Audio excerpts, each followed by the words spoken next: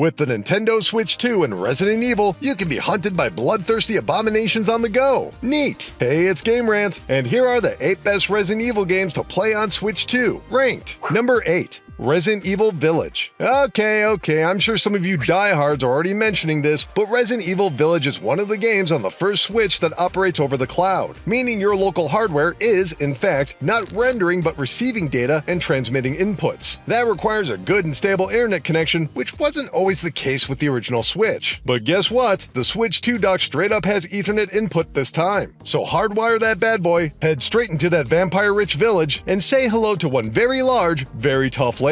Number 7. Resident Evil 6. Is Resident Evil 6 a good game? Well, that's a question people have been asking since it was released, but you certainly can't accuse it of being boring. Resident Evil 6 attempted to merge the classic survival horror roots with the later action-heavy entries. Oh, and with co-op, quick-time events, and why not bring back zombies for the first time in a numbered entry since Resident Evil 3? On the Nintendo Switch 2, you'll get yourself a steady frame rate and a better-looking game than its original release. Trust me, once you start, you're going to want to see where this apocalypse is going. Number 6. Resident Evil 2. No, not the original. We're talking about the remake of Resident Evil 2, which, much like Village, is only available on the cloud, but it's still worth the trip to Raccoon City. With Resident Evil 2 rebuilding the first encounters of Leon and Claire against the biological monstrosities. Except this time out with the modern third-person gameplay. You'll still be fighting against Dr. Birkin, save a little girl, and make friends with the silent but deadly Mr. X. Fans had been begging for this remake for decades, but few could have imagined it would be this referential or this excellent. Number 5. Resident Evil 7. Yep, we're talking about another cloud game, but Resident Evil 7 still stands out from the series. Following the blockbuster action of Resident Evil 6, Part 7 scaled things back, including an all-new first-person perspective. And true to their roots, players were still armed to the teeth with bullets and explosives, but the creatures wandering throughout the Baker family home will take much more than a few pesky projectiles to the brain. Fans were reeling when this game was first revealed. How and why could this have any connection to the previous entries? Well, that's even more credit to Resident Evil 7's compelling story arc, which ties it all together and breathes new life into the franchise. Or would that be breathes new death?